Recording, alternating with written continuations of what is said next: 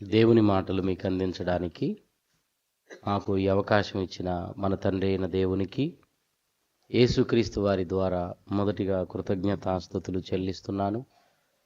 అలాగే దేవుని మాటలు వింటకు చేరి వచ్చిన దేవుని పిల్లలైన మీకందరికీ ప్రభునామములో వందనాలు.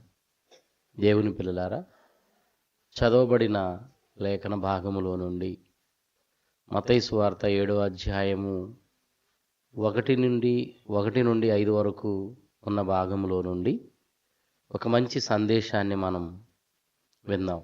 లైవ్ కూడా వెళ్తుంది.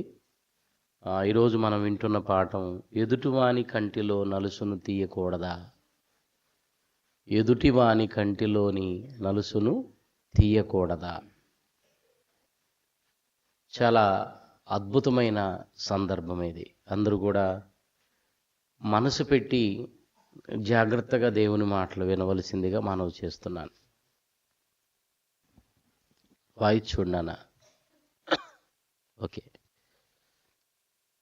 యేసుక్రీస్తు వారు ఈ లోకంలో ఉన్నప్పుడు ఆయన చెప్పినటువంటి అద్భుతమైన మాటలు మనం కొండ మీద ప్రసంగంలో చూస్తాం.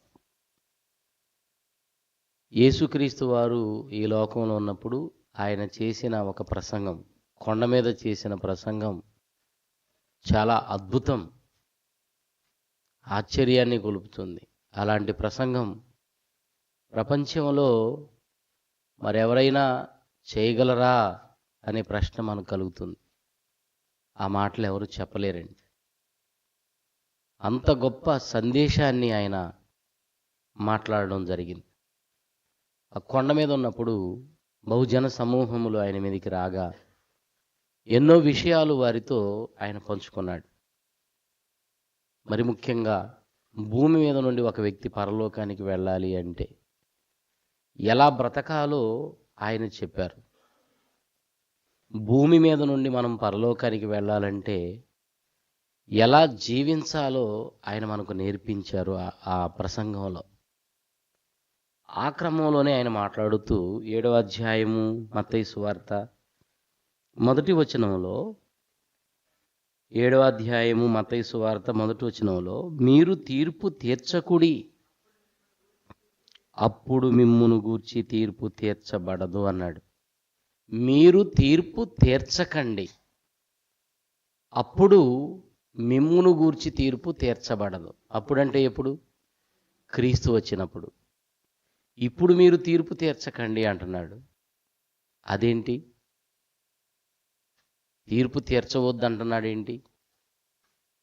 పరిశుద్ధ గ్రంథంలో పరిశుద్ధులు లోకమునకు తీర్పు తీర్చాలి అని రాయబడింది. పరిశుద్ధులు లోకమునకు తీర్పు తీర్చాలి అంటే వాక్యం చెప్పాలి. తీర్పు తీర్చడం అంటే ఏదో కాదు, దేవుని మాటలు చెప్పడమే. పరిశుద్ధులు లోకమునకు ఏం చేయాలి? తీర్పు తీర్చుదురని పరిశుద్ధ గ్రంథంలో మనం 1 కొరింథీలో అనుకుంటా ఒకసారి, 1 కొరింథీ 6వ అధ్యాయము 2వ వచనం, పరిశుద్ధులు లోకమునకు తీర్పు తీర్చుదురని మీరు ఎరగరా? ఇదేంటండి? ఈ వాక్యాన్ని, అక్కడున్న వాక్యాన్ని మీరు ఆలోచించండి. అక్కడేమో మీరు తీర్పు తీర్చకండి, అప్పుడు మిమ్మును గూర్చి తీర్పు తీర్చబడదు. తీర్పు తీర్చకండి అని అక్కడ కొండ మీద ప్రసంగంలో చెబుతున్నాడు. ఇక్కడేమో పరిశుద్ధులు లోకమునకు తీర్పు తీర్చుదురని మీరు ఎరుగరా? మీ వలన లోకమునకు తీర్పు జరగవలసి ఉండగా, అంటే పరిశుద్ధుల వలన లోకానికి తీర్పు జరగాలి. తీర్పు అంటే సమాజంలోకి వెళ్ళి మనం దేవుని వాక్యం చెప్తున్నామే, ఆ వాక్యం ప్రకటిస్తున్నాము అంటే మనం తీర్పు తీరుస్తున్నామని అర్థం. ఇదిగో మీరు ఇలా బ్రతకాలి, ఎలా బ్రతకకూడదు, ఎలా బ్రతికితే దేవుని కోపానికి మీరు బలైపోతారు, ఎలా బ్రతికితే మీరు నరకానికి వెళ్ళిపోతారు మనం చెప్తున్నాం ఈరోజు. అదే మనం లోకానికి తీర్చే తీర్పు. ఎలా బ్రతకాలి, అలా బ్రతకకూడదు అని చెప్తున్నాం మనం. దేవుని శిక్ష ఉంటుందని చెప్తున్నాం. మరి అక్కడేమన్నాడు? మీరు తీర్పు తీర్చకండి అంటే ఎలా బ్రతకొద్దు, అలా బ్రతకొద్దు అని మీరు చెప్పకండి అంటున్నాడు. అదేంటండి? ఇక్కడేమో లోకానికి తీర్పు తీర్చాలని ఉంది, అక్కడేమో మీరు లోకమునకు తీర్పు తీర్చకండి అని ఉంది. ఇంతకు తీర్పు తీర్చాలా, తీర్చొద్దా? అదే ఈరోజు మన పాఠం. ఎదుటివాని కంటిలోని నలుసును తీయకూడదా? ఎంత మంచి సందర్భం అండి. ఒకసారి మనం మళ్ళా మత్తయి సువార్త 7వ అధ్యాయానికి వెళ్దాం. మొదటి వచనం, మీరు తీర్పు తీర్చకుడి, అప్పుడు మిమ్మును గూర్చి తీర్పు తీర్చబడదు. మీరు తీర్చు తీర్పు చొప్పుననే మిమ్మును గూర్చి తీర్పు తీర్చబడును. అసలు ఈ మాటలు ఎందుకు అంటున్నాడు? ఈ మాటలు ఎందుకు అంటున్నాడు ఆయన? ఆ తర్వాత, మీరు కొలుచు కొలత చొప్పుననే మీకును కొలవబడును. వెంటనే నీ కంటిలోనున్న దూలము నెంచక నీ సహోదరుని కంటిలోనున్న నలుసును చూచుటయ్యేలా? నీ కంటిలో దూలముండగా నీవు నీ సహోదరుని చూచి నీ కంటిలోనున్న నలుసును తీసివేయనిమ్మని చెప్పనేలా? అంటే నేను తీసేస్తాను, నువ్వు చెప్పనేలా? అంతే కదా? వేషధారి, మొదట నీ కంటిలోనున్న దూలమును తీసివేసుకొనుము, అప్పుడు నీ సహోదరుని కంటిలోనున్న నలుసును తీసివేయుటకు నీకు తేటగా కనబడును. చాలా మంచి సందర్భం అండి. ఇక్కడ ఏం చెప్తున్నాడంటే తీర్పు అన్నాడు, పైన తీర్చకండి అన్నాడు. ఎందుకన్నాడో తెలుసా? నీలో బోలెడని తప్పులు పెట్టుకొని నువ్వు ఎదుటివాడికి తీర్పు తీరిస్తే ఎలా? నువ్వే ఎన్నో తప్పులు చేస్తూ నీ కంటిలోనే పెట్టుకున్నావు దూలం, పెద్ద దూలం. ఎదుటివాని కంటిలో నలుసును వెతకటం ఎలా? దూలం పెద్దదా, నలుసు పెద్దదా? దూలమే పెద్దది. దూలాన్ని తీయాలంటే ఏం చేయాలి? జేసీబీ తేవాలా? నలుసు ఏముంది, ఊదితే లేచిపోద్ది. అంటే ఇక్కడ దూలం అంటున్నాడు, నలుసు అంటున్నాడు. ఏంటి దూలం ఏంటి, నలుసు ఏంటి? దూలం అంటే నువ్వు చేసే పెద్ద భయంకరమైన పాపాలు, మనుషులు చేసే పాపాలు. మరి నలుసు అంటే ఏవో చిన్న చిన్న పాపాలు చేసేవాళ్ళు. అంటే భయంకరమైన నేరాలకు, ఘోరాలకు, పాపాలకు పాల్పడుతూ మీరు ఇది చెయ్యొద్దు, అది చెయ్యొద్దు అంటుంటే ప్రభు అంటున్నాడు, నీ కంట్లో దూలం పెట్టుకొని ఎదుటివాడి కంట్లో నలుసును వెతుకుతున్నావేంటి? ముందు నీ కంట్లో ఉన్న దూలాన్ని తీసివేసుకో, అప్పుడు ఎదుటివాని కంటిలో ఉన్న నలుసును తీయటానికి నీకు వీలవుతుంది. ఇంతకు దూలం అంటే ఏంటి, నలుసు అంటే ఏంటి? దూలం అంటే మనం చేసే భయంకరమైన నేరాలు, పాపాలు. నలుసు అంటే ఎదుటి వాళ్ళు చేసే చిన్న చిన్న పాపాలు. దూలము అంటే మనం చేసే భయంకరమైన పాపాలు. నలుసు అంటే ఎదుటి ఉన్నవాడు చేసే చిన్న చిన్న పొరపాట్లు. అర్థమవుతుందా మీకు? అంటే నీ కంట్లో దూలం పెట్టుకొని ఎదుటివాడి కంట్లో నలుసు వెతుకుతున్నావు అంటే అర్థం ఏంటి? బోళ్ళని పాపాలు చేసుకుంటూ మీరు ఇలా బ్రతకకపోతే దేవుని శిక్ష వస్తుంది, మీరు ఇలా బ్రతకకపోతే నరకానికి వెళ్ళిపోతారు. ఇది చెప్పే అర్హత నీకు ఎవడిచ్చాడు? అదే ప్రభువు చెప్పేది. నీ కంట్లో దూలం పెట్టుకొని ఎదుటివాడి కంట్లో ఉన్న నలుసును వెతకడం ఏంటి? ముందు నీ దూలాన్ని తీసివేసుకో. దూలం అంటే పెద్ద పెద్ద పాపాలు. ఉదాహరణకి మీకు అర్థం కావడానికి చెప్తాను. రోజుకి 4 కోటలు తాగుతున్నాడు అనుకోండి, తాగుబోతులు ఉంటారు కదండి. 4 కోటలు తాగేవాడు 1 కోటలు తాగేవాడు దగ్గరికి వెళ్ళి, బ్రదర్ తాగకూడదు బ్రదర్, ఆరోగ్యం పాడైపోద్ది బ్రదర్, దేవునికి కోపం వస్తుంది బ్రదర్, మనం దేవుని పిల్లలం బ్రదర్, ఎలాంటి పనులు చేయకూడదు, దేవుని కోపం మన మీదకి వస్తుంది, దేవుని ఉగ్రతకు బలైపోతాం, నరకానికి వెళ్ళిపోతాం అని చెప్పకూడదంట. నువ్వు చెప్పాలంటే నువ్వు ముందు మందు మాని. అది అక్కడ ఆ మాటలో ఉన్న ఆంతర్యం ఏంటంటే, నువ్వు చెప్పాలంటే నువ్వు చేసే తప్పు మానేయి. ముందు నువ్వు త్రాగుడు మానేయి. నువ్వు మానేయకుండా నువ్వు భయంకరంగా త్రాగుతూ ఎదుటోడికి చెప్తే వాడు వింటాడా? ఆ మాటల వలన ఏమైనా ప్రయోజనం ఉందా? ఆలోచించండి. 10 మందితో అక్రమ సంబంధం పెట్టుకున్నవాడు ఒకరితో అక్రమ సంబంధం పెట్టుకున్న వాళ్ళని ఇదిగో రకరకాలుగా మాట్లాడుతుంటారు కొన్ని సందర్భాలలో. అవునా? అంటే నువ్వు ఇంత భయంకరమైన పాపం చేస్తూ ఎక్కడో చిన్న పాపం చేసేవాడిని నువ్వు ఎత్తి చూపుతావా? ఇంకొంతమంది ఉంటారు బ్యాంకు దోపిడీలు చేస్తారు. బ్యాంకు దోపిడీలు చేసేవాడు చిన్న జేబు దొంగతనాలు చేసేవాడి దగ్గరకు వచ్చి, బ్రదర్ దొంగిలించకూడదు, మహాపాపం అని చెప్పొచ్చా? ఈ మాటలోని ఆంతర్యం అదే. చెప్పకూడదు. రోజుకు 10 సిగరెట్లు తాగేవాడు చిన్న బీడీ తాగేవాడు దగ్గరికి వెళ్ళి, బ్రదర్ బీడీ తాగకూడదు బ్రదర్, ఆరోగ్యం పాడవుతుంది బ్రదర్, మనం దేవుని పిల్లలం బ్రదర్, ఇలా ఉండకూడదు బ్రదర్ అని చెప్తే వాడు వింటాడా? బాగా డబ్బు సంపాదించుకున్నావు ఆశ కొద్దీ, సంపాదించుకున్న నీవు ధనం సంపాదించుకోకూడదు బ్రదర్, అది నిన్ను మోసం చేస్తుంది బ్రదర్ అంటే ఎవడైనా వింటాడా? ఇప్పుడు మీకు అర్థమైపోయి ఉంటుంది దూలం అంటే ఏంటో, నలుసు అంటే ఏంటో. భయంకరమైన నేరాలకు ఘోరాలకు పాల్పడుతూ చిన్న తప్పులు చేసే వాళ్ళని వేలెత్తి చూపించే సమాజం అండి ఇది. ఏదో మాలో తప్పు లేదు అన్నట్టు, మేము అసలు తప్పే చేయలేదు అన్నట్టుగా మాట్లాడే వాళ్ళని చూస్తుంటే ఆశ్చర్యం కలగక మానదు. అందుకే యేసుక్రీస్తు వారు అంటున్నారు, ముందు నీ కంట్లో ఉన్న దూలాన్ని తీ, పెద్ద దూలం పెట్టుకొని ఎదుటివాని కంట్లో ఉన్న నలుసులను వెతకటానికి ప్రయత్నం చేస్తున్నావే, ఎంత వెర్రితనం ఇది. వేషధారి అన్నాడు చూడండి అక్కడ 5వ వచనంలో. వేషధారి అంటే ఈ వేషధారులు ఏం చేస్తుంటారు? మేమేమీ తప్పులు చేయలేదన్నట్టుగా నటిస్తూ, వేషం వేసుకున్నాడు నటించడమే కదండి. వేషం వేశాడంటే నటించడమే చూడండి, సినిమా యాక్టర్లు వేషం వేస్తారు, నటన ఆరంభం అవుతుంది. ఇక వేషధారి, మొదట నీ కంటిలో నున్న దూలమును తీసివేసుకొనుము, అప్పుడు నీ సహోదరుని కంటిలో ఉన్న నలుసును నువ్వు తీయటానికి నీకు తేటగా కనబడుతుంది కదా. దూలం పెట్టుకొని నువ్వు ఎలా చూడగలుగుతావు? ముందు నువ్వు నీలో ఉన్న పాపాన్ని తీసేసుకో. దూలము అంటే భయంకరమైన పాపాలు, నలుసు అంటే అది పాపమే. అంటే పాపం చేస్తున్న నీవు పాపం చేసేవాడిని సరిచేయకూడదా? తీర్పు తీర్చకూడదా? కుదరదు అంటున్నాడు యేసుక్రీస్తు వారు. కుదరదు. శాస్త్రులు పరిసయ్యులు మనం బైబిల్లో చూస్తాం. యేసుక్రీస్తు వారి కాలంలో ఉన్నారు కదా శాస్త్రులు పరిసయ్యులు. వీడెప్పుడు మనకి ఆయన సముఖమందు కనబడతా ఉంటారు.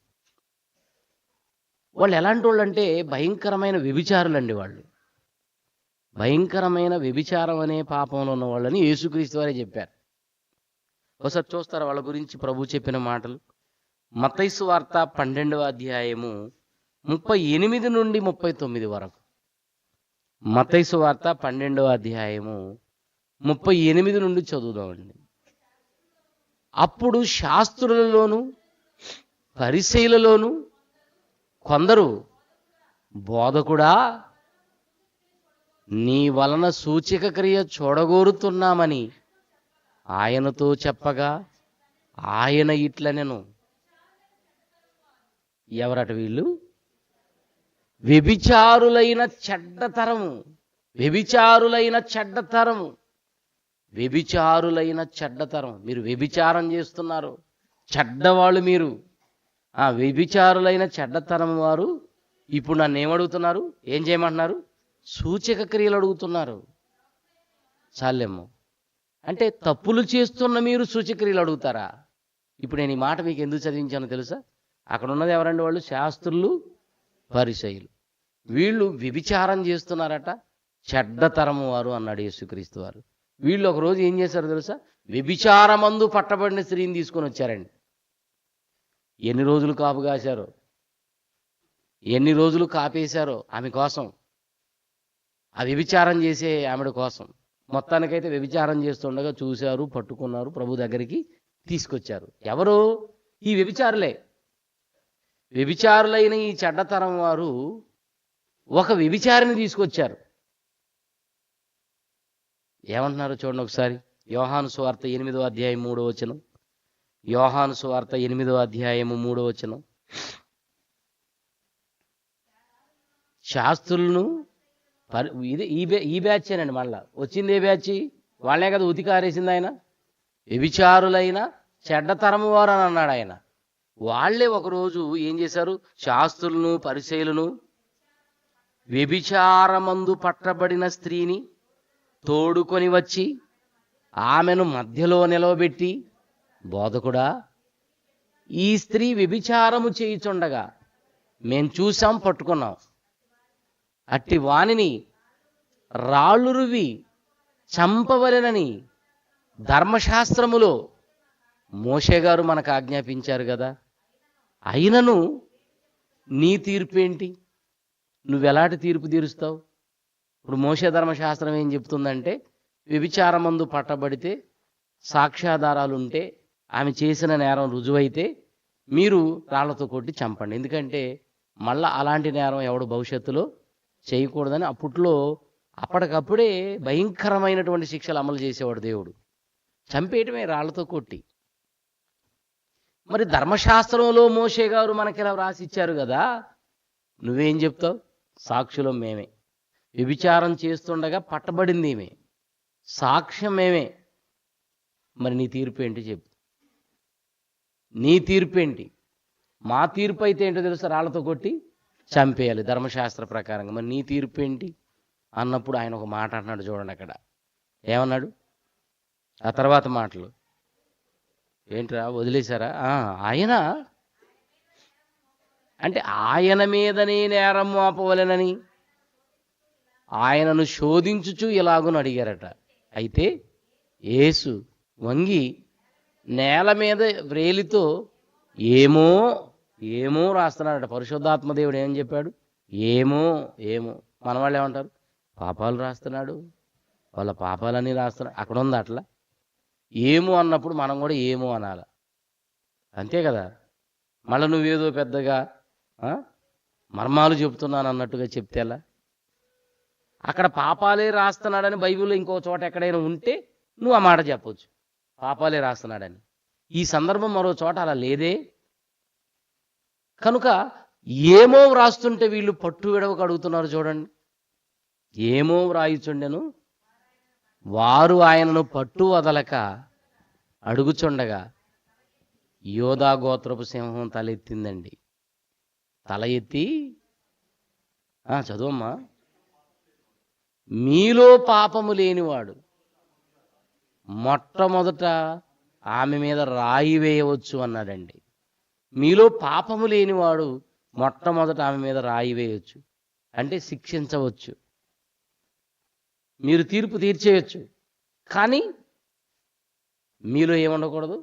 అది ఎదుటివాడి కంటిలో ఉన్న నలుసు తీయొచ్చు, కానీ నీ కంటిలో ఏది ఉండకూడదు. దూలం కాదు కదా, చిన్న నలుసు కూడా ఉండకూడదు.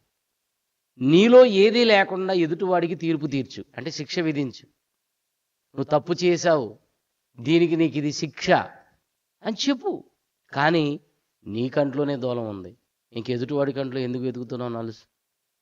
మీలో ఎవరైతే పాపం చేయలేదో వాళ్ళు మొట్టమొదట ఆమె మీద రాయి వేయమని చెప్పినప్పుడు ఎవడైనా వచ్చాడండి ముందుకి? ఏం జరిగింది ఆ తర్వాత? మరలా వంగి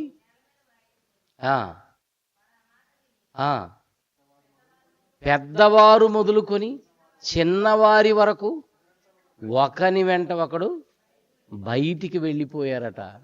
ఒక్కడే మిగిలిపోయాడట ఆమెతో. మొత్తం వెళ్ళిపోయారంటే మీకు ఏమర్థమైంది ఇప్పుడు?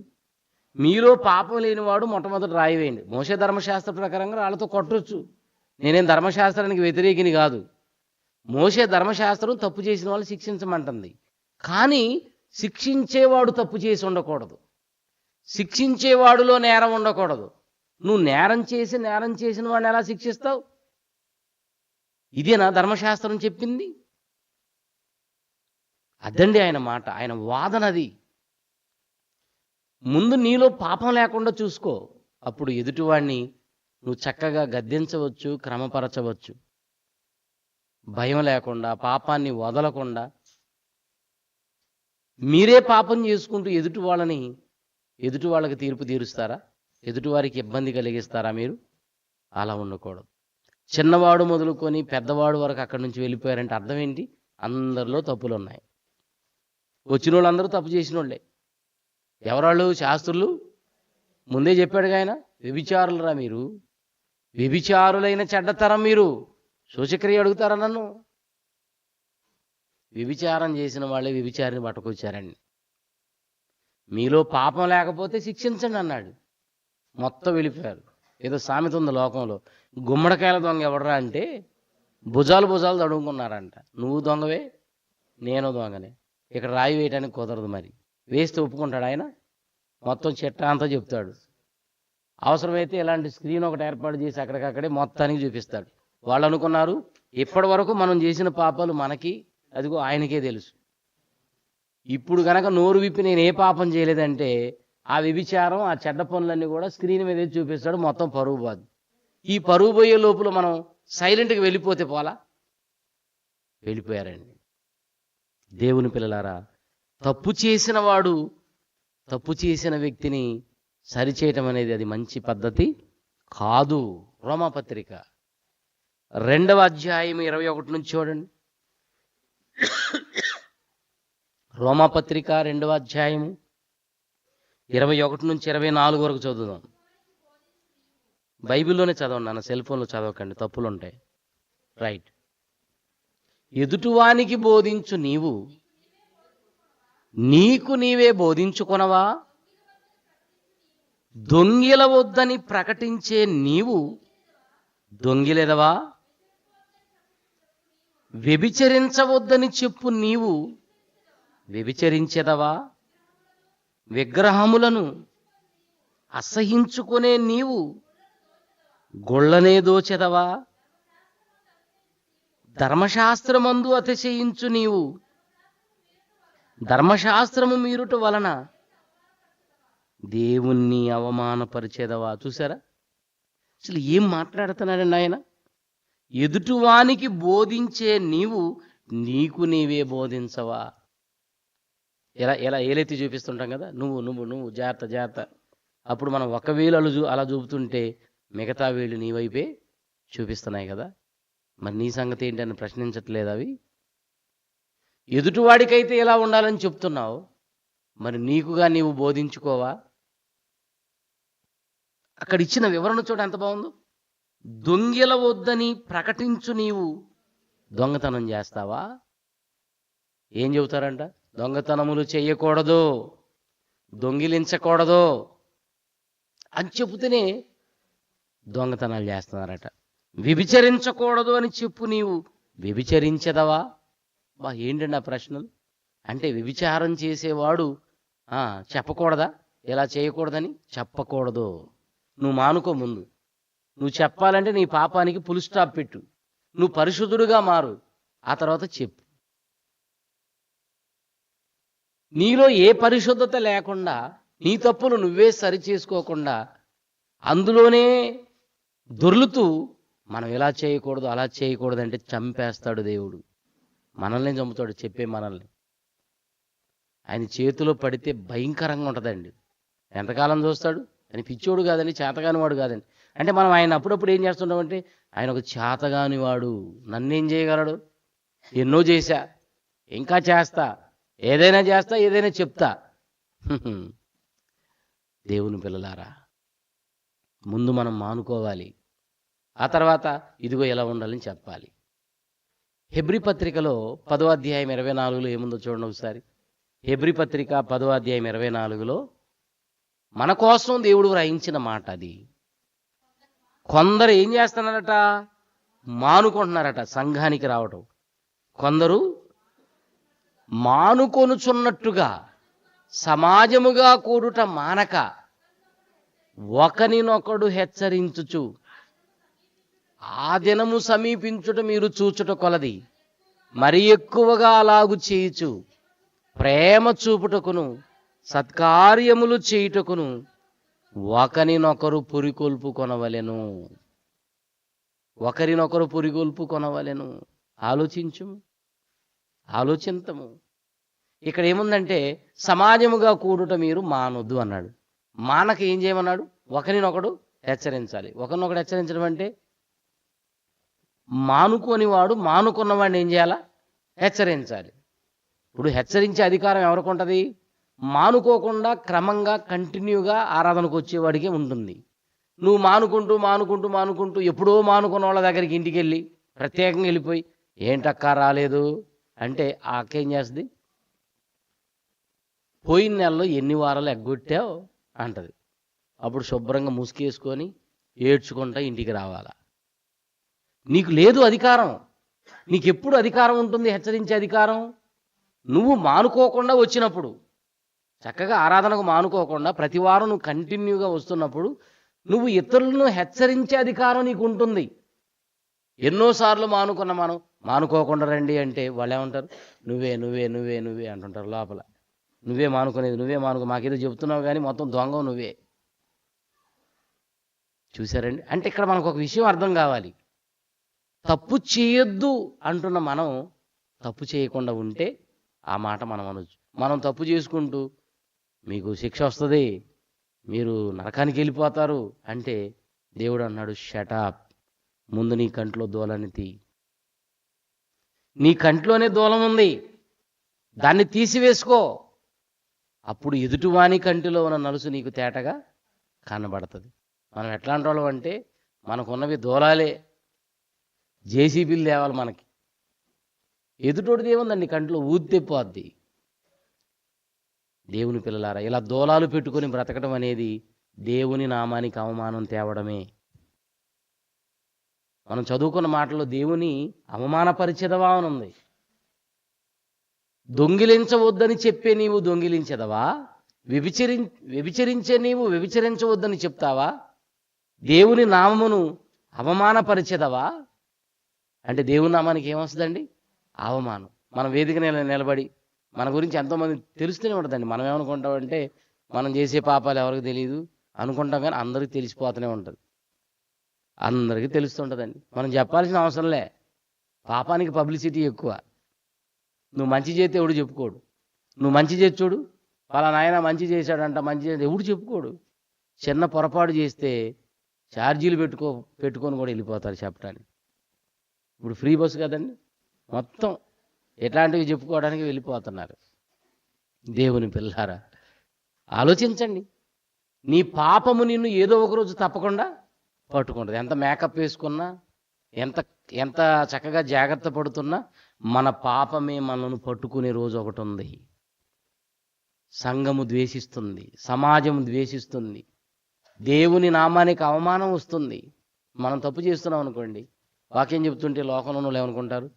ఇలాంటి పనులు చేసేవాళ్ళు కూడా చెప్తున్నారంటే ఇంకెక్కడండి వాళ్ళకి భయం? ఏం చెప్తున్నారండి బుద్ధి లేకుండా? దేవుని నామానికి అవమానం. అందుకేనండి దేవుని కోసం అవసరమైతే నీకు కోరికలు పుట్టిన వాటిని చంపుకో, దేవుడి కోసం నిలబడు. పైచాచికత్వపు ఆనందాన్ని అనుభవించడానికి ముందుకు రాకు. ఎవరికైనా దేవుని పిల్లలు అందరికీ చెప్తున్నాడు దేవుడిది. యేసుక్రీస్తు వారు కొండ మీద ప్రసంగంలో మాట్లాడుతున్నాడంటే పరలోకం వెళ్ళాలంటే నువ్వు ఎలా బ్రతకాలని ఆయన చెప్తున్నాడు. పరలోకం ఎలా వెళ్ళాలో చెప్పే క్రమంలో ఇది చెప్తున్నాడు ఆయన. దేవుని పిల్లలారా, ఆలోచించండి. ఒక మనిషిని మనం సరి చేయాలండి, తప్పులేదు. ఎదుటివాని కంటిలో ఉన్న నలుసు నువ్వు తీయొచ్చు, కానీ నీ కంట్లో ఏమి ఉండకూడదు, నీ జీవితంలో ఏది ఉండకూడదు. అప్పుడు నీవు చక్కగా వాడిని ఏం చేయొచ్చు? సరి చేయొచ్చు, మంచి దారికి తీసుకురావచ్చు. యోహాను సువార్త 4వ అధ్యాయం 16వ వచనము నుండి చదువుదాం. ఏమండి? యోహాను సువార్త 4వ అధ్యాయం 16వ వచనం.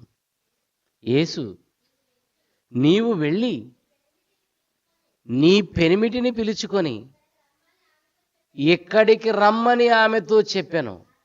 ఆ స్త్రీ, నాకు పెనిమిటి లేడయ్యా అంటుంది. అప్పుడు యేసు ఆమెతో, నాకు పెనిమిటి లేడని నీవు చెప్పిన మాట సరియే, నీకు 5 పెనిమిటులు ఉన్నారు. నీకు ఎంతమంది ఉన్నారు? 5 అమ్మ, 5. బట్టలు మార్చినట్టు మారుస్తుంది భర్తల్ని. మనం బట్టలు అంత ఈజీగా మారుస్తాం, భర్తలను అంత ఈజీగా మారుస్తుంది. నీకు 5 పెనిమిట్లు ఉన్నారు. ఇప్పుడు ఉన్నవాడు నీ పెనిమిటి కాడు, సత్యమే చెప్పావంటే ఏంటి? నువ్వు పర్మనెంట్గా ఎవరిని ఉంచుకో పెనిమిటిగా. వాడుకోవడం వదిలేయటం, వాడుకోవడం వదిలేయటం. ఇప్పటికి 5గురిని వదిలేసావు, ఇప్పుడు ఉన్నోని కూడా వదిలేస్తావు. ఆడు పర్మనెంట్ భర్త ఏమి కాదు. అప్పుడు ఆమె ఏం చేస్తుంది చూడండి. అప్పుడు ఆ స్త్రీ, అయ్యా, అబ్బా నువ్వెవరవయ్యా? ప్రవక్తవి, ఈ సమాజాన్ని సరిచేయటానికి వచ్చిన ప్రవక్తవయ్యా, ప్రవక్తవని గ్రహించుచున్నాను. ఇప్పుడు ఆమెలో ఉన్న తప్పుని ఎత్తాడా? ఎత్తాడు. నీకు 5గురు పెనిమిట్లు ఉన్నారు, ఇప్పుడు ఉన్నోడు కూడా నీవాడు కాదని అన్న ఆయనలో ఉన్న తప్పు మీరు చెప్పండి. యేసుక్రీస్తు ఆమెలో ఉన్న పాపాన్ని ఎత్తుతున్నాడు, నువ్వు ఇలా చేస్తున్నావు అంటున్నాడంటే ఆయనలో ఏ పాపం లేదండి. ఇక్కడ ఒక విషయం మనకు అర్థం అవ్వాలి. నీలో పాపం లేనప్పుడు ఎదుటివాడు తప్పు చేస్తుంటే నువ్వు సరిచేయచ్చు. యేసుక్రీస్తు వారు అక్కడ వ్యభిచారమందు పట్టబడిన స్త్రీని తీసుకొస్తే ఏమన్నాడు? మీలో పాపం లేనివాడు ఎవడో మొట్టమొదట ఆమె మీద రాయి వేయవచ్చు. వాళ్ళందరూ వెళ్ళిపోయారు. కానీ ఆయన ఏమన్నాడు తెలుసా? అమ్మా, ఇక మీదట పాపం చెయ్యొద్దమ్మా. అంటే పాపం చెయ్యొద్దమ్మా అన్నాడంటే ఆయన చేయలేదు కనుక. మనం పాపం చేసుకుంటూ అమ్మా పాపం చేయొద్దమ్మా అంటే ఆమెడేమంటుంది? నువ్వు మానుకో, ముందు నువ్వు మానుకోని నాకు చెప్పు. పాపం చెయ్యొద్దమ్మా, ఇక మీదట పాపం చేయొద్దమ్మా అనే ఆయనలో ఏం లేదు, పాపం లేదండి. ఇక్కడ ఆయన మనకు నేర్పించే నీతి ఏంటంటే, నువ్వేదైతే తప్పు చేస్తున్నావో ఆ తప్పు నీలో పెట్టుకొని ఎదుటి వాళ్ళని ఈ తప్పు చేయకండి అని చెప్పడానికి నీకు ఎవడిచ్చారు అధికారం? నీకు అంత అధికారం ఎక్కడది? లేదు. నువ్వు అర్హుడవు కాదు, అర్హురాలవు కాదు. పర్ఫెక్ట్గా ఉండాలి చెప్పేవాడు. ఏ విషయాన్నైతే మనం బోధిస్తున్నామో ఆ విషయంలో ఎవడు మన మీద నింద వేయకుండా చూసుకోవాలి. దావీదు గారు తప్పు చేశారా? చేశారండి. తప్పు చేశారు. ఆయన దేవుడు ప్రవక్తను పంపించి నువ్వు తప్పు చేశావు అని తెలియజేశాడు. అప్పుడు ఏం చేశాడు? తప్పు చేసిన ఆయన తన తప్పును కడిగేసుకున్నాడండి. ఆయన రాస్తాడు. ఎంత మంచి మాటలు రాస్తాడు. కీర్తనలు 51 చూడండి. 51వ కీర్తన మొదటి వచనం నుంచి చూడగలిగితే 51వ కీర్తన పై భాగంలో ఉన్న అక్షరాలు చదవండి. ప్రధాన గాయకునికి దావీదు బత్షెబా యొద్దకు వెళ్ళిన తర్వాత నాతాను ప్రవక్త వచ్చాడట. ఎక్కడికి? దావీదు దగ్గరకు వచ్చినప్పుడు అతడు రచించిన కీర్తన. తప్పు చేసినప్పుడు అట దేవుడు నాతాను ప్రవక్తను పంపించాడు. నాతాను ప్రవక్తను పంపించినప్పుడు నువ్వేంటి నా తప్పులు ఎత్తి చూపిస్తున్నావు అన్నాడా? అనలేదు. ఎందుకంటే నాతాను అనే ఆయన ప్రవక్త, ఆయన తప్పు చేయలేదు. అతని మీద ఏమి ఈయన కంప్లైంట్ ఇవ్వలేదు. నువ్వు తప్పు చేస్తున్నావు కదా, నా తప్పులు ఎత్తి చూపిస్తున్నావేంటి, అందులో నేను రాజుని అనలేదు. నేను తప్పు చేశాను అని ఎంత ఏడ్చాడండి, ఎంత కన్నీరు మున్నీరయ్యాడండి. ఆయన కీర్తనలు మనం చదువుతుంటే నా కన్నీళ్లకు నా పరుపు తేలిపోతుంది అన్నాడండి. మనం ఎప్పుడైనా కన్నీళ్లు గార్చావా? ఒకటేనండి, మనం చేసిన తప్పుకు కన్నీళ్లు గారిస్తే మరలా మనం ఆ తప్పు చేయమండి. ఒక్కటి మీరు నేర్చుకోండి, ఒక్కటి మీరు గమనించండి. తప్పు చేసిన నేను తప్పు చేశానన్న బాధ నీకు కలిగినప్పుడు నీ కళ్ళంట కన్నీళ్ళు వస్తాయి. కన్నీళ్ళు వచ్చాయంటే మళ్ళా చేయటానికి ముందుకెళ్ళవు నువ్వు. చాలామంది చూడండి, తప్పు చేసిన వాక్యం దేవుడు గుర్తు చేస్తున్న వాక్యం ద్వారా అలా పళ్ళు బిగబట్టుకొని ఏం పర్లా, డౌటే లేదు, నేనేమీ చేయలేదు అన్నట్టుకుంటారండి. ఇంక నువ్వు మారవు, నీ జీవితం ఇంకా మార్చుకోలేవు, నీ వల్ల కూడా కాదు. ఎప్పుడైతే దేవుడు మన ముందుకు దైవ సేవకుల ద్వారా తెలియచేశాడో, ఆయన తీసుకొచ్చి తెలియచేశాడో, వెంటనేనండి మన పాపాన్ని మనం ఒప్పుకోవాలండి. నేను ప్రతిరోజు దేవుని పాదాల మీద పడిపోతానండి, అలాగని ప్రతిరోజు తప్పు చేస్తానని అనుకోకండి. తెలిసి తెలియక ఏమైనా పొరపాట్లు చేసి ఉంటే మన్నించు నాయన, మన్నించు. నేను బాగుంటేనే కదా సంఘానికి నేను చెప్పగలిగేది. నాకు మంచి జీవితాన్ని ప్రసాదించు. దేవుని పిల్లలారా, మనం అందరం అలా అడగాలి. ఒకవేళ నీలో తప్పు ఉందని తెలిసిందా, వెంటనే దావీదు గారిలాగా నువ్వేం చేయాలా? కడిగేసుకో. ఆ తర్వాత ఆయన తన తరం వారికి ఏం చేశాడు? సేవ చేశాడు. నువ్వు కడుక్కొని చక్కగా మళ్ళా దేవుని సేవను చక్కగా కొనసాగించు, తప్పు చేయకు. తప్పు చేయటం, సేవలోకి రావడం, తప్పు చేయటం అట్లా కాదు. పొరపాటున ఒకళ్ళు తప్పు జరిగింది, దేవుడు నిన్ను హెచ్చరించాడు, హృదయాన్ని కఠినం చేసుకోకు, నీ మనసు మార్చుకో, నీ పాపాన్ని దేవుని సన్నిధిలో ఒప్పుకో.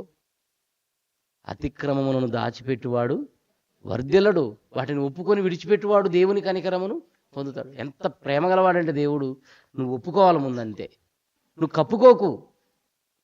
నువ్వు ఒప్పుకొని దేవుని పాదాల చెంత నీ పాపాలు ఒప్పుకొని కడుగుకొని నువ్వు చక్కగా దేవుని కోసం బ్రతుకు. ఇప్పుడు మనం ఒకప్పుడు మందిరాలు ఎగ్గొట్టిన వాళ్ళమే, ఎప్పటి నుంచి అయినా మనం కంటిన్యూగా వచ్చామనుకోండి, అది సమాజం, క్రైస్తవులు గమనిస్తుంటారు, మన సహోదరులు. అప్పుడు నువ్వు చెప్పొచ్చు, ఒకప్పుడు నేను మానుకున్నాను కానీ ఇప్పుడు మానుకోవట్లేదు బ్రదర్. ఆ పిల్లలు ఎవరో చూడండి రా, రైట్, నేను చేయట్లేదు బ్రదర్, అలా నాకు దేవుడు తెలియజేశాడు నా తప్పును, నేను చేయట్లేదు, మానుకున్నా నేను. మీరు కూడా చేయకండి, దేవుని నామానికి అవమానం వస్తుంది. ఒకటేనండి, నేను ఈ తప్పుడు పని చేయటం వలన దేవునికి అవమానం వస్తుందేమో అనే ఆలోచన కనుక ఉంటే మనం అసలు తప్పు చేయమండి. మనం ఏమైపోయినా, ఎంత కృంగిపోయినా పర్లేదు, దేవుని నామానికి అవమానం రాకూడదు.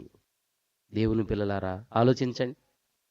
అక్కడ 19 వచనం వరకు చదవండి, 16 నుంచి చదువుతున్నారు కదా, యోహాను 4:16 నుంచి అయిపోయింది 19 వరకు. యోహాను సువార్త 4వ అధ్యాయానికి వెళ్దాం. 16వ వచనం, యేసు నీవు వెళ్ళి నీ పెనిమిటిని తీసుకొని రమ్మని, అదని చదివారనుకుంటా కదా నాన్న కిందికి. ఆ స్త్రీ, అయ్యా నీవు ప్రవక్తవని గ్రహించుచున్నాను అని చెప్పి ఆ తర్వాత ఆయనతో కొంచెం డిస్కషన్ చేసింది. కొండ అక్కడ వదిలిపెట్టి ఊళ్ళో పడింది. ఏం చెప్తుంది ఆ తర్వాత? 28 అమ్మ, 28 చూడండి. ఆ స్త్రీ తన కొండను విడిచిపెట్టి ఊరిలోనికి వెళ్ళి, మీరు వచ్చి నేను చేసినవన్నీ నాతో చెప్పి నన్ను సరిచేశాడు ఒక ఆయన. ఈయన క్రీస్తు కాడా? నేను చేసినవన్నీ నాకు చెప్పాడు. ఇప్పుడు చెప్పాడంటే నువ్వు ఎలా చేసావు అని చెప్పాడంటే ఆయన అలా చేయలేదు కనుక చెప్పాడు. మనం నేర్చుకోవాల్సిన విషయం ఏంటంటే, నువ్వు చేయకుండా చెప్పు. ఒకవేళ ఒకప్పుడు తప్పులు చేసే ఉంటావు, నువ్వు సరి చేసుకో. ఇప్పుడు నువ్వు తప్పు చేస్తుండగా నువ్వు చెప్పడానికి నీకు అర్హత లేదు. నువ్వు మానుకో, పరిశుద్ధమైన జీవితాన్ని కొనసాగించు, అప్పుడు నువ్వు సరిచేయి. ఎవరైనా వింటారు. ఆమె అంటుంది, నేను చేసినవన్నీ నాతో చెప్పాడు ఆయన. చెప్పాడు అంటే ఆయనలో ఏం లేదు, పాపం లేదు. ఆ పిల్లలను చూడండి నాన్న, ఎవర్రా? ఆయనలో ఏ లోపం లేదు. అందుకే ఆయన అంటాడు, నాలో పాపం ఉన్నదని మీలో ఎవరైనా స్థాపించగలరా, రుజువు చేయగలరా? మనం అంటామండి, మేము వెళ్ళాం కదా మోదవలస. ఆ మోదవలసలో ఎవరికి తెలుసు? మేము ఆ ఊరిలోకి వెళ్తే, అక్కడ క్యాంపస్లో ఉన్న వాళ్ళకైతే తెలుసు. ఆ ఊరిలోకి వెళ్ళి నడి సెంటర్లో నిలబడి, నాలో పాపం ఉన్నదని మీలో ఎవరైనా స్థాపించగలరా అంటే మొత్తం తెల్లముఖం వేసుకొని చూస్తారు మన వైపు. ఎవడో వీడు ఎక్కడి నుంచి వచ్చాడని. ఎందుకంటే మన గురించి వాళ్ళకి తెలియదు కదా. మనం ఎక్కడ తిరుగుతున్నాము, ఎక్కడ బ్రతుకుతున్నాము, ఆ ప్రాంతంలో ఉన్న వాళ్ళని అడగాలి, ఆయన ఏంటండి, ఎలాంటి వాడండి. అది మంచి సాక్ష్యం. దేవుని పిల్లలారా ఆలోచించండి. యేసులో ఏ పాపము లేదు, అందరినీ సరిచేశాడు. ఇక మీదట పాపం చెయ్యొద్దమ్మా అన్నాడంటే ఆయన చేయలేదు కనుక చెప్పాడు. చెయ్యొద్దు. మనం చేయకుండా తప్పిపోయిన ఏం చేయాలి? మంచి దారికి తీసుకురావాలి. యాకోబు పత్రిక మంచి మాట చదువుదాం. 5వ అధ్యాయము 19 నుంచి చదువుదాం. 5:19 నుండి. నా సహోదరులారా, మీలో ఎవడైనను సత్యము నుండి తొలగిపోయినప్పుడు, ఒకళ్ళని చదవండి. సత్యము నుండి తొలగిపోయినప్పుడు మరి ఒకడు అతనిని సత్యమునకు మళ్ళించిన ఎడల, పాపిని వాని తప్పు మార్గములో నుండి మళ్ళించువాడు మరణము నుండి ఒక ఆత్మను రక్షించి అనేకమైన పాపములు ఇక చేయకుండా కప్పివేయునని తాను తెలుసుకొనవలెను. ఎవరైనా తప్పిపోతే, ఎవరైనా తప్పు చేస్తే వారిని మంచి దారికి తీసుకురావాల్సిన బాధ్యత మనకుంది. కానీ నువ్వు మంచి దారికి తీసుకురావాలని నువ్వు తప్పు చేయొద్దు. ముందు చెప్పాను కదా, 4 కోటలు తాగేవాడు 1 కోటలు తాగేవాడిని మంచిది కాదు బ్రదర్ అంటే ఎలా? 10 సిగరెట్లు రోజుకు 10 సిగరెట్లు తాగేవాడు చిన్న బీడీ ముక్క తాగేవాడిని దగ్గరికి వెళ్ళి వద్దు బ్రదర్, ఒక ఆరోగ్యానికి మంచిది కాదని చెప్పడం ఎలా? మంచిది కాదు కదా.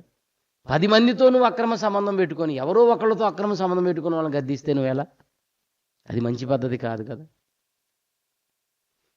బోళ్ళంత సంపాదన చేసుకుంటూ దీని మీద ఆశ ఉండకూడదని చెప్పడం ఎంత అన్యాయం. బోళ్ళంత సంపాదన, నీకే పిచ్చి ఎక్కువ, కానీ ఇదిగో దేవుని పిల్లమైన మనం లోకంలో ఉన్న వాటి మీద ఆశలు పెంచుకోకూడదని చెప్పడం ఎంత దౌర్భాగ్యం. బ్యాంకులు దోపిడీ చేసే నీవు చిన్న జేబు దొంగతనం చేసేవాడి దగ్గరికి వెళ్ళి బ్రదర్ మంచిది కాదంటే ఎలా? ఇదండి పరిస్థితి. అంటే మనలో లోపం లేకుండా మనం ఇతరులను సరిచేయచ్చు, కానీ మనలో బోళ్ళను తప్పులు పెట్టుకొని ఎదుటివాడిని సరిచేయకూడదు, నువ్వు ఇలా ఉండాలని చెప్పకూడదు. యేసుక్రీస్తు పాపం చెయ్యొద్దు అని చెప్పాడు అంటే, ఆయన ఖండించాడు, గద్దించాడు అంటే ఆయనలో తప్పేది లేదు, తప్పు లేదండి. పాపం చేయలేదండి ఆయన. పాపం చేయకుండా ఎదుటివాడిని సరిచేశాడు, మంచి దారికి తీసుకొచ్చాడు. మనం కూడా అలా వాక్యం చెప్పి మంచి దారికి తీసుకురావాలి. మనం చేయకుండా చెప్పాలి. యెహెజ్కేలు గ్రంథం చూడండి, యెహెజ్కేలు గ్రంథం 3వ అధ్యాయం 19వ వచనం. యెహెజ్కేలు గ్రంథం 3వ అధ్యాయం 19వ వచనం, 19వ వచనం. అయితే నీవు దుర్మార్గుని హెచ్చరిక చేయగా అతడు తన దుర్మార్గత నుండి, దుష్క్రియల నుండి అతడు తన దోషమును బట్టి మరణమవును గాని నీవు మాత్రం నీ ఆత్మను తప్పించుకుంటావు. అంటే నువ్వు పర్ఫెక్ట్గా ఉన్నావు కదా, నువ్వేం చేయాలి? నువ్వు చక్కగా బ్రతుకుతూ ఎదుటివాడిని ఏం చేయాలా? సరిచేయాలి. అంతేనా? తప్పు చేస్తున్నావు బ్రదర్, తప్పు చేస్తున్నావు, జాగ్రత్త, అలా చేయకూడదని నువ్వు దేవుని మాటలు చెబితే వాడు ఒకవేళ మళ్ళలేదనుకోండి, అంటే వాడు తన తప్పును సరి చేసుకోలేదనుకోండి, వాడు విడిపోతాడు. కానీ నువ్వు ఇలా ఉండాలి అని చెప్పినందుకు నువ్వు రక్షింపబడతావు. తప్పు చేయలేదు కదా, నువ్వు ఎలా ఉండాలని హెచ్చరిక చేసావు కదా, ఎలా ఉండాలి బ్రదర్ అని చెప్పావు కదా, నువ్వే నేరం చేయకుండా చెప్పావు కనుక నీ ఆత్మ నువ్వు రక్షించుకుంటావు. ఎంత మంచి వివరణ అండి. తర్వాత చూడండి, తర్వాత వచ్చిన 21. మరియు నీతి గలవాడు తన నీతిని విడిచి దుర్నీతిని అనుసరించినందున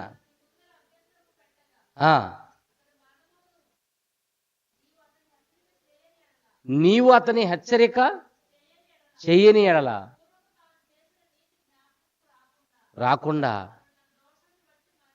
మరణమవును. చాలేమ్మా. ఎన్నో వచనం చదువుతున్నావమ్మా? 21 చదవమన్నది. 21 చదువు. అయితే అది నేను చదవమన్నది 21. అయితే పాపము చేయవలదని నీతి గలవాని నీవు హెచ్చరిక చేయగా అతడు హెచ్చరింపబడి పాపమే చేయకుండా మానిన ఎడల అతడు ఆవశ్యముగా బ్రతుకును.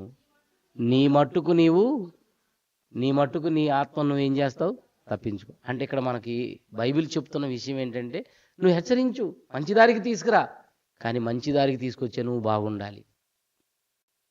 నువ్వు బాగుండి వాడిని మంచిదారికి తీసుకొస్తే ఒక ఆత్మను రక్షించిన వాడు అవుతావు, ఒక ఆత్మను నరకాగ్ని గుండం నుంచి తప్పించిన వాడు అవుతావు.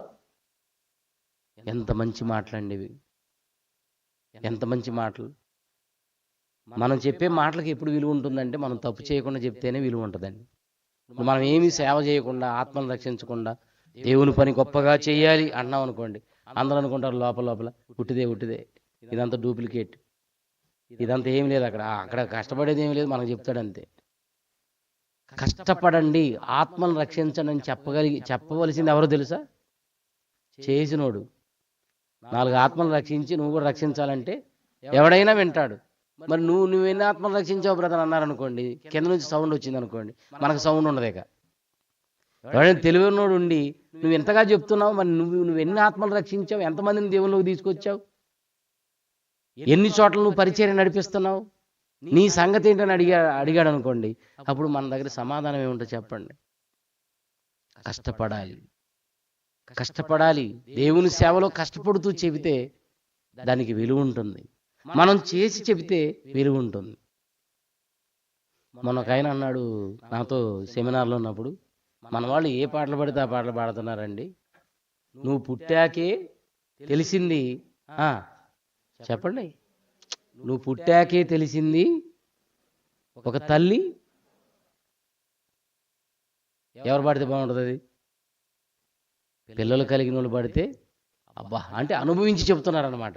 నువ్వు పుట్టాకే తెలిసింది ఓ తల్లి అనుభవం అంటే నువ్వు పిల్లలను కన్న తర్వాత నీకు వచ్చింది అనుభవం, ఒక తల్లి అనుభవం. జాన్సన్ వ్యక్తి గారికి ఒకప్పుడు పిల్లలు లేరండి, 18 సంవత్సరాలు లేరు పెళ్ళైన తర్వాత. ఆయన ఎప్పుడైనా సబ్జెక్టు పిల్లల గురించి తీసుకున్నాను అనుకోండి, అన్న మీకు లేరు కదా అని అనేవాళ్ళు. కానీ ఆయన పిల్లలను కన్న తర్వాత ఆయన అనుభవం అదండి. ఎందుకంటే 18 సంవత్సరాలు పిల్లలు లేకుండా తర్వాత పిల్లలను కన్న తర్వాత ఎలాంటి అనుభవం ఉంటుంది? ఒక తల్లి అనుభూతి పిల్లలను కన్న తర్వాత తల్లికి తెలుస్తుంది, ఒక తండ్రి అనుభూతి పిల్లలను కన్న తర్వాతనే తెలుస్తుంది. పిల్లలను కన్న తర్వాత పిల్లలు పెట్టే బాధ కన్న వాళ్ళకి తెలుస్తుంది, కానీ పిల్లలను కనని వారికి ఆ వేదన అది అర్థం కాదు. అది అనుభవం లేదు, అనుభవం లేని వ్యవహారం అంటారు. కనుక ఏదైనా అనుభవంలో నుండి అనుభవించి చెప్పేదానికి చాలా అర్థం ఉంటుందండి. అవి ఆకట్టుకుంటాయి ప్రజల్ని. అనుభవ జ్ఞానం అన్నాడు. అందుకే సత్య విషయమైన అనుభవ జ్ఞానం. ఇప్పుడు పెళ్లి కాని వాడు భార్యాభర్తలు ఎలా ఉండాలో చెబితే ఎట్లా ఉంటుంది మీరు చెప్పండి? పెళ్ళే కాలేదు అసలు, భార్య ఎలా ఉండాలి, భర్త ఎలా ఉండాలి అంటుంటే, ఒరే పిచ్చోడ నువ్వు ముందు పెళ్లి చేసుకోరా, ఎలా ఉండాలి నీకు తెలుస్తుంది తర్వాత. కొన్ని అనుభవం నుంచి చెబుతున్నప్పుడు బాగుంటాయండి. అలాగని చెప్పకూడదని నేను అనట్లా, అది అనుభవించి చెప్పినప్పుడు అందరినీ ఆకర్షిస్తున్నది. యేసుక్రీస్తు వారు పెళ్లి చేసుకోకుండా భార్యాభర్తల బంధం ఎంత గొప్పదో చెప్పాడు.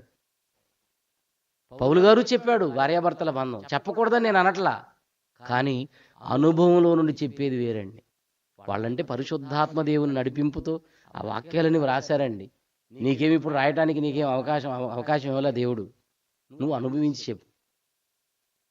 యేసుక్రీస్తు వారు వచ్చింది పెళ్లి చేసుకోవడానికి కాదు, మనల్ని క్రమపరచడానికి వచ్చాడు, కానీ చెప్పాడు, ఆయన పని ముగించుకొని వెళ్ళిపోయాడు. దేవుని పిల్లారా, అనుభవంలో నుండి చెప్పడం వలన అవి ఆకర్షించుకుంటాయి. అంటే చేసి చెప్పడం వలన, ఇప్పుడు మనం తప్పు చేయకూడదు బ్రదర్ అని చెప్పి చెప్తున్నాం అనుకోండి, ఏ తప్పు చేయకుండా చెప్తే వాళ్ళంతా వింటారు. కనుక నిజంగా చెప్పే నీలో ఏది ఉండకూడదని ఇక్కడ వాక్యం మరీ ఖండించి చెప్తుంది. ఉండకూడదు. దేవుని పిల్లలారా, ఎవరైనా తప్పు చేస్తే సరిచేయవలసిన బాధ్యత ప్రతి క్రైస్తవుడికి ఉందండి, కానీ సరిచేసే వాళ్ళు లోపం ఉండకూడదని హెచ్చరించి ఎవరినైనా. తప్పు చేసిన వాళ్ళని గద్దించవచ్చా? నేను మిమ్మల్ని ఒక మాట అడుగుతాను, తప్పు చేసిన వాడిని సంఘం ఎదుట గద్దించాలా, సంఘం వెలుపల గద్దిస్తే బాగుంటుందా? మీరు మీ అనుభవం నుంచి చెప్పాలి. తప్పు చేశాడు సంఘంలో ఉన్న వ్యక్తి, లేదా ఇప్పుడు సేవకుడు అతన్ని సరిచేయాలి వెంటనే, అప్పటికప్పుడే చెప్తే మంచిదా, బయటికి వెళ్ళి తీసుకెళ్ళి చెప్తే మంచిదా? అవి ప్రాథమిక పాఠం. అది ఇప్పుడు తప్పు చేసినప్పుడు బయటికి తీసుకెళ్ళి చెప్పు, 1-2 సార్లు చెప్పు, తర్వాత ఏం చేయాలి మరి? అందరి ముందు చెప్పు, వెలివేయి అన్నాడు. అందరి ముందు చెప్పు, వెలివేయి. తిమోతి పత్రిక ఒక మంచి మాట చూడండి, తిమోతి మొదటి పత్రిక 5:20 చూడండి. మొదటి తిమోతి 5వ అధ్యాయము 20వ వచనం. అంటే ఇతరులు కూడా భయపడాలట. ఒక తప్పును ఖండిస్తున్నప్పుడు, అమ్మో ఇలాంటి తప్పు నేను చేయకూడదు, పలానావాడు చేయబట్టే కదా సేవకులు ఇలా ఖండించేది అని తెలుసుకునే విధంగా ఏమన్నాడమ్మా, ఇతరులు భయపడాలట. ఇతరులు భయపడు నిమిత్తము పాపము చేయు వారిని. ఎంత బాగుందండి! అందరి ఎదుట గద్దింపు అన్నాడు. అందరి ఎదుట లేకపోతే చాటుకు పిలిచా? నేను చెప్పట్లే, బైబిల్లో ఉన్నది చెప్తున్నా నేను. అందరి ఎదుట తప్పు చేస్తే ఏం చేయాలంటే అందరి ఎదుట గద్దించాలా? రే ఎవర్రా మాట్లాడేది? ఎవరు నన్ను చూడండి అక్కడ, మళ్ళీ చదువు నాన్న మాట. ఇతరులు భయపడు నిమిత్తము పాపము చేయు వారిని అందరి ఎదుట. అప్పుడప్పుడు మనోళ్ళు అంటుంటారు, ఎక్కడో చాటుకు చెప్పాలి కానీ అందరి ఎదుట చెప్తాడా? చెప్పొచ్చా? నీకు బైబిల్ తెలిస్తే అసలు ముందు అందరి ఎదుట గద్దించుము. నేను చెప్పట్లా. అందరి ఎదురు గద్దిస్తే ఏమంటారు? ఓ నీ దిక్కున చోట చెప్పుకో నేను సంఘంలో అండి. పో నువ్వే నరకానికి పోతావు. ఇక్కడ బైబిల్ ఏం చెప్తుందంటే దేవుని సేవకుడు తప్పు చేస్తే అందరి ఎదుట గద్దించాలట. మన నీతి ఎలా ఉంటుందంటే అంతమంది ముందు చెప్పకుండా చాటుకు తీసిపోయి, బ్రదర్ నువ్వు ఇలా చేసావంటే మన చెంప చేయలు అని పెడతాడు వాడు. అర్థమవుతుందా? నువ్వు అందరి ఎదుట గద్దించుము అన్నాడు. నేను చెప్పట్లేదండి ఈ మాట, దేవుడు రాయించిన మాట ఇది. నమ్ముతారా దీన్ని? అందరి ఎదుట గద్దించమన్నది నమ్ముతారా? అందరి ఎదుట. ఎందుకు అందరి ఎదుట గద్దించాలి? వేరొకళ్ళు ఇలాంటి పని చేయటానికి ముందుకు రాకూడదు, భయపడాలి. అక్కడున్న మాట అదే. ఇతరులకు కూడా భయం కలగాలంటే, అమ్మో ఈ సేవకుడు ఇలాంటి తప్పు చేస్తే మనల్ని కూడా గద్దిస్తాడు ఆయన, మనం చేయకూడదు. అందరి ఎదుట. మన ఆత్మీయ తండ్రి గారు ఉంటారండి, ఇంకా ఆయన డైరెక్టే అంత. కొంతమంది అపార్థం చేసుకుని వెళ్ళిపోయిన వాళ్ళు ఉన్నారు, సరి చేసుకుని బ్రతికేవాళ్ళు ఉన్నారు. అవసరమా గద్దించేవాడు? కుటుంబానికి, సంఘానికి గద్దించేవాడు ఉండాలండి. లేకపోతే ఆ కుటుంబానికి పద్ధతి, క్రమశిక్షణ ఉండదు, ఆ సంఘానికి పద్ధతి ఉండదు. ప్రియమైన దేవుని పిల్లలారా, నీ సహోదరుని ఎడల తప్పిదము చేసిన ఎడల ఒక్కడుగా ఉన్నప్పుడు తీసుకెళ్ళి నువ్వు వెళ్ళి చెప్పు అన్నాడు. ఆ తర్వాత ఇద్దరిని తీసుకెళ్ళి సాక్ష్యం, ఆ తర్వాత సంఘానికే చెప్పు. అది వేరు. ఇక్కడ పాపము చేసినప్పుడు ఎవరైనా ఇలా పాపం చేస్తూనే ఉన్నారని తెలిస్తే అందరి ఎదుట ఏం చేయాలా? గద్దించాలి. అందరి ఎదుట. ఏమంటే స్కూల్లో పిల్లోడు తప్పు చేశాడు, రారా చాటుకు పోదందా, నేను 4 దెబ్బలు కొడతాను తీసుకెళ్తాడా? మొత్తం అందరి ముందు ఉతుకుతాడా? నన్ను ఇంతమంది ముందు పరువు తీసామని వాడు పోతే ఎవరికి నష్టం చెప్పు? ఇప్పుడు మీరు ఆలోచించండి. పిల్లల్ని అందరి ముందే టీచర్ కొడతాడా, లేకపోతే చాటుకు తీసిపోయి కొడతాడా? అందరి ముందే కొట్టాలి కూడా. ఎందుకు? మిగతా వాడు చదవట్లేదు అనుకోండి, మిగతా పిల్లలు వాళ్ళకు కూడా వణికిపోవాలి, భయం పట్టుకోవాలి వాళ్ళకి. అమ్మో మాకు కూడా పడతాయి దెబ్బలు. అంతేగాని రారా నువ్వు ఆ రూమ్లోకి వెళ్దా, స్టాఫ్ రూమ్లోకి వెళ్దా, నీతో మాట్లాడాలా అని తీసుకెళ్ళడు. అది ధర్మం. ఒక టీచర్ అయిన వాడు, బోధించేవాడు, పాఠాలు నేర్పించేవాడు, నీతిని చెప్పేవాడు అందరి ఎదుటనే గద్దించాలి. అది బైబిల్లో ఉన్న నీతి. బైబిల్లో ఉన్న నీతి అండి అది. యేసుక్రీస్తు వారు చూడండి, విశ్వాసము లేని మూర్ఖతరము వారలారా అన్నాడు అంతమందిలో పట్టుకొని. ఎవరిని? శిష్యుల్ని. పేతురు గారు చూసారా, అన్ని వదిలిపెట్టాం, దోన్లు వదిలిపెట్టాం, వాళ్ళని వదిలిపెట్టాం, అన్ని వదిలిపెట్టాం, పని వాళ్ళని వదిలిపెట్టాం, అమ్మా నాన్న వదిలేసాం, మేము ఆయన వెంట తిరుగుతుంటే మేమెవరు? మూర్ఖులం అంట. ఇంకెవడు ఉంటాడండి ఇక్కడ? అనలేదండి వాళ్ళు. ఒకసారి 70 మంది శిష్యులు ఉన్నప్పుడు యేసుక్రీస్తు వారు వాళ్ళని గద్దించాడండి. గద్దిస్తే మరెన్నడూ కూడా ఆయన దగ్గరకు రాలేదంట. వెళ్ళిపోయిన వాళ్ళు ఎన్నడూ కూడా రాలేదట. అప్పుడు ఆయన అన్నాడు, మరి ఎంతమంది పోయారు కదా, 12 మంది మిగిలారు అక్కడ. 12 మంది మిగిలారు, మీరు కూడా వెళ్తారా అని అంటున్నాడు ఆయన. ఆయనకి ఎంత ధైర్యం అండి. ఒకసారి చూడండి, యోహాను సువార్త 6వ అధ్యాయము 68 నాన్న చదువు నాన్న. యోహాను సువార్త 6వ అధ్యాయం 66 నుంచి. అప్పటి నుండి ఆయన శిష్యులలో అనేకులు వెనుక తీసి, జరుగుతుంది ఇలాంటిది, ఆయనే వెంబడించలేదట, ఆయన దగ్గరికే రాలేదట, మహానుభావుడు. కాబట్టి యేసు మీరు కూడా వెళ్ళిపోవాలని ఉన్నారు. మనమైతే ఏమనుకుంటాం?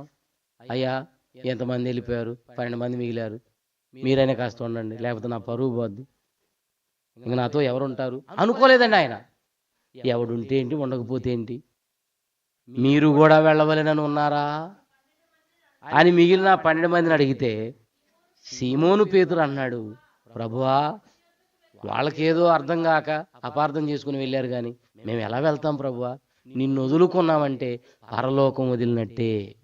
నిన్ను వదులుకున్నామంటే పరలోకాన్నే వదులుకున్నట్టు. మాలో తప్పు ఉంది కాబట్టి నువ్వు గద్దిస్తున్నావు, నువ్వు ఇలా చేయాలని చెప్తున్నావు. అపార్థం చేసుకుంటే ఎలా? చూసారా? మేము నీవే కదా నిత్య జీవ మాటలు గలవాడు, మేము ఎక్కడికి వెళ్ళేది అంటే మేము వెళ్ళిపోయాము అంటే నిన్ను విడిచిపెట్టి నిత్య జీవాన్ని వదులుకొని పోయిన వాళ్ళం అవుతాం ప్రభువా. ఎన్ని బాధలైనా నీతోనే ఉండి మేము భరిస్తాం. చూసారండి, సాతానా నా వెనకకు పొమ్మన్నాడు ఒకరోజు. ఎవరిని? పేతురు గారిని. ఎవరో? యేసుక్రీస్తు. నన్ను పట్టుకొని, మిగతా శిష్యులు వచ్చి చాటుకు పిలిచి పేతురు గారిని, చూసావా, నువ్వు అన్నిటికంటే ముందుంటావా లేదా? అన్నిటికీ నువ్వే కదా, నీళ్ళలో పోయింది నువ్వే, సముద్రం మీద నడుస్తానని ప్రతిదానికి నువ్వే ముందుంటావా? ఎంత ముందున్న నిన్ను పట్టుకొని సాతానా అంటాడా? అనగానే పేతురు గారు రెచ్చిపోవాలి. మళ్ళా ఆయన జ్ఞానం, అబ్బో వీళ్ళేదో మొత్తానికి నాకు ఎసరు పెట్టేస్తున్నారు అన్నమాట, ఏదో నాకు స్పాట్ పెట్టేస్తున్నారు వీళ్ళు, నాకు మొత్తానికే మూడేటట్టుంది అంటే వాళ్ళు ఏం అనలేదండి. అలాంటి మనుషులు కాదు వాళ్ళు. శిష్యులు అనలేదు, ఆయన కూడా బాధపడలేదు. సాతానా నా వెనక పొమ్మనగానే, చూసావా నిన్ను సాతానా అన్నాడని శిష్యులు అనలేదు. నన్ను సాతానని ఎందుకు అన్నావు? ఇంత కష్టపడుతుంటే ఎంతమందిలో నన్ను పట్టుకొని సాతానా అంటావా నువ్వు? అనలేదండి. ఎంత మంచి మనసండి వాళ్ళది, ఎంత మంచి మనసండి. అందుకేనండి ఈరోజు మనం బైబిల్లో చదువుకున్న వాళ్ళ గురించి. ఎంత గొప్ప మనుషులండి. అలాంటి గొప్ప మనసు మనలో ఉండాలి. ఆత్మీయ తండ్రి గారు గద్దిస్తూ ఉంటాడు, గద్దించేవాడు కావాలండి, బుద్ధి చెప్పేవాడు కావాలి, లేకపోతే మనం క్రమశిక్షణలో ఉండలేం. దేవుని పిల్లలారా, అంటే ఎదుటివానికి తీర్పు తీర్చకూడదా? ఎదుటివాడిని గద్దించకూడదా? ఎదుటివాడిని సరిచేయకూడదా? అంటే సరిచేయచ్చు, కానీ సరిచేస్తున్న నీవు బాగుండాలి. ఇది ఈ పాఠం అంతా మనకు నేర్పించేది. నువ్వు బాగుండి ఎదుటివాడిని సరిచేయి. నువ్వు చక్కగా దేవుని సేవలో కష్టపడుతూ చేయమని చెప్పు. తప్పు చేయకుండా ఉండి నువ్వు తప్పు చేయొద్దని చెప్పు. ఒకవేళ లోపం ఉందా, నువ్వు కడుక్కో, తక్షణమే కడుక్కో.